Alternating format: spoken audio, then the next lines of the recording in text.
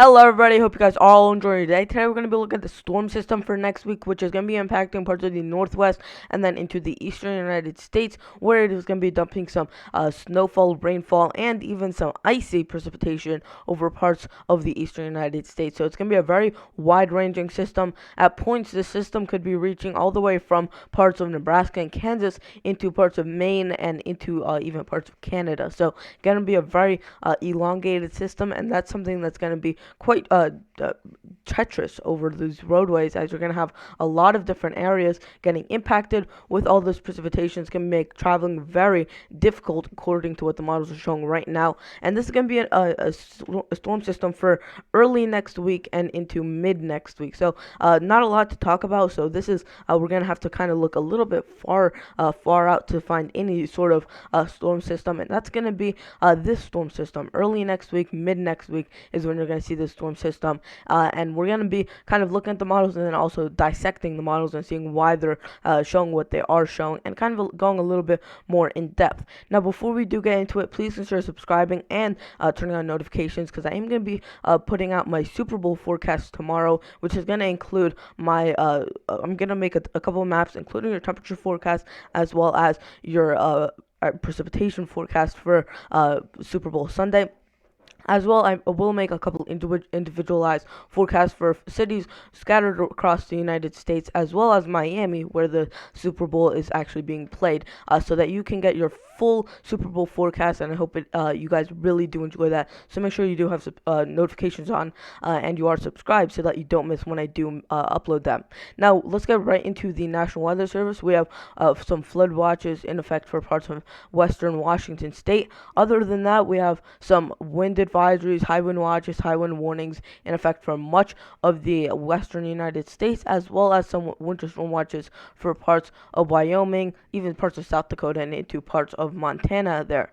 Now, let's get into your precipitation forecast here from the European model. Now, here you see this little energy, this area of energy, this very strong piece of energy. Now, this is all from this fire hose jet, we call it, over parts of the northwest, and that's going to be dumping. That's what's dumping all this heavier precipitation into parts of southwest Canada and the northwest, and that's gonna there's gonna be this little shortwave that kind of splits off from this batch of precipitation and energy, and that's gonna move out and into the southeast. Now, as that moves southeast, it's gonna pick up this system right here that's gonna move out of the Pacific and into the Gulf of Mexico and then back through into the United States. That's gonna bring up all that moisture that you need with a system, and this is gonna bring in all that cold air that you need out of the north. So as you get that frontal system, as you get that cold front that marches to the east, you're going to get some precipitation. Northwest side, you're going to get some snowfall,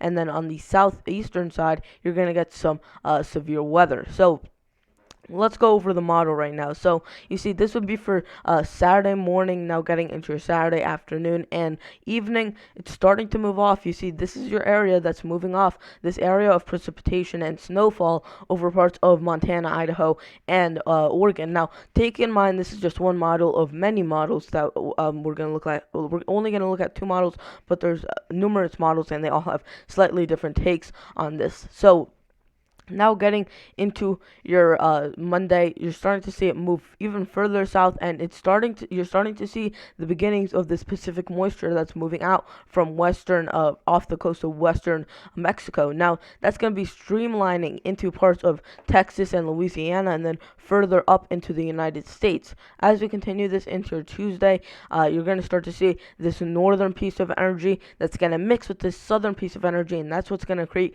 your big storm. This red line here indicates your 32-degree line. So this is just one model interpretation of this. The European model takes this further south, and it keeps it a little bit weaker than what the GFS is showing. The GFS shows it a little bit stronger, but the European definitely keeps it much weaker and much further to the south. So here's Tuesday morning. So this is This is already about 4 to 5 days out. Now it starts these two areas of pressure and these two areas of disturbance kind of meet together in the middle, getting into your Wednesday, and you're gonna start to see you're seeing that freezing rain and that snowfall on the northwestern side of this, and you're seeing that rainfall on the southern side, and you could have some severe weather, and we'll definitely look at that as we get later on in the video. As we continue this, getting into your Thursday, freezing rain according to this model is developing, and look at that, that's very heavy freezing rain that's setting up over parts of the southern New England area and into parts of the northeastern United States, where you're seeing your freezing rain develop and potentially could leave half an inch of ice, is what this model is showing. But definitely, I'm not forecasting that just yet, and I will probably have my forecast out on this sometime by early next week, so coming up Monday or Tuesday, probably after my weekly forecast on Sunday.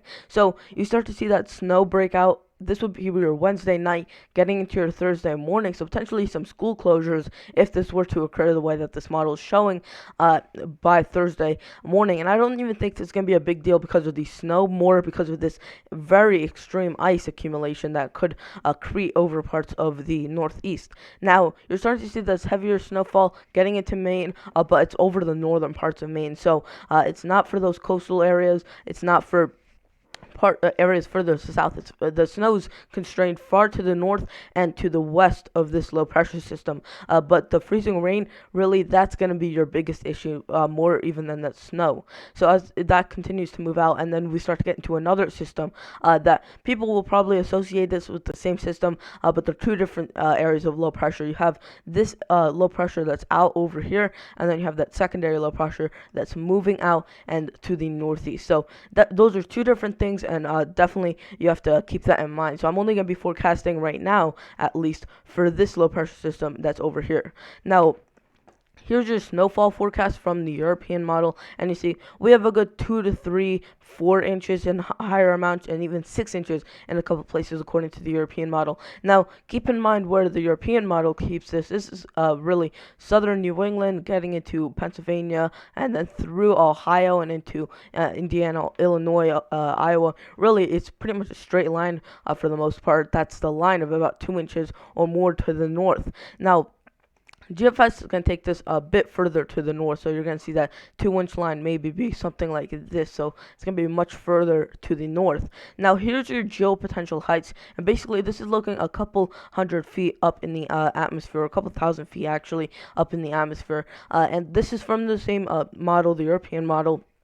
And you're seeing that this is going to show you where you're having your low pressures, which would be indicated by this blue. Here's your low pressure for the storm system out over here, and you have high pressures in this red. So you have two high pressures sat right over here. Now, as we continue to play this through, we'll move a little bit farther out. Getting into your Tuesday, you're starting to see this deep area of low pressure that's all the way down into the southwest and around the four corners. So this is what you would call a trough, and then a little bit of a ridge getting into the eastern United States. Now, let's continue this forward and getting into your Wednesday. You're starting to see this low pressure move out and into the plains, and you have a little bit of blocking getting out, but that's going to get pushed out by this system. So for the most part, it's going to be a pretty fast moving system because you don't have too much blocking out there. Now, let's look at your Cape, because you will have a little bit of severe weather with this, and this is your convective available potential energy, and this is basically showing you in joules per kilogram, which measures, it's a way of measuring your energy. Usually, if you want at least a moderate thunderstorm, or at least some sort of thunderstorm, if you want any type of thunderstorm, you want above 500, but if you want one of the at least a chance of an outbreak, you want around 1,000 widespread, and then 2,000 is really when you're getting to that severe weather outbreak and higher potential. Now, keep in mind, this is January, late January, getting into your early February, so it's going to be very low numbers, but for this time of year, it's very high numbers. It's going to be fairly high energy for this time of year. Now, you start to see over parts of the coastal areas of Texas and getting into Louisiana, you're starting to see that higher Cape value get out into Wednesday, and then into your Thursday even, starting to move over parts of Florida, Georgia, and South Carolina. Now, here's the Storm Prediction Center. They actually put out their 4 to 8 day severe weather outlook look. Now here's day 5, which would be for Tuesday the 4th, and you start to see anywhere in the yellows, that's a slight risk already. They're already forecasting a slight risk 5 days out, which they usually don't do. So that's indicating already this could be a severe weather outbreak, and a very strong one at that. And then if they put a 30% chance, which they didn't for any of these, luckily, that would be an enhanced risk. So if they do that, that's when you really know there's a big chance for an outbreak that the Storm Prediction Center is eyeing up. So here's for your Tuesday. Now getting into Wednesday here. Let's look at Wednesday. Now it's starting to move a little bit further to the east, but still generally over the same area. And then day 7 is when it starts to move out into the southeast. And then day 8, you don't have any probabilities, or at least the probabilities are too low, and it's most likely already out to sea as you get into your Friday and Saturday. Here's the GFS model, and I just want to show you this so that you get another perspective on what's going to happen. Here's your low pressure system coming out of the Four Corners region, and you start to see here's your area of colder air, and that's going to kind of meet up. Here's your dividing line, pretty much your 32-degree line for the most part. Your severe weather constricted to the south here, where you're seeing that warmer conditions, and you're starting to see this is your Bermuda high. It's a little bit further to the south, so it's not bringing those extremely above average temperatures, but it is allowing the southern flow to come out into the southeast. So that's why you're seeing most of your severe weather here, is because you have that flow out of the Gulf of Mexico. You're getting all that moisture to be pummeled in, and you're getting your moisture from both the Pacific and also from the Gulf of Mexico. So it's going to be a very strong system, and could be some potentially strong severe weather.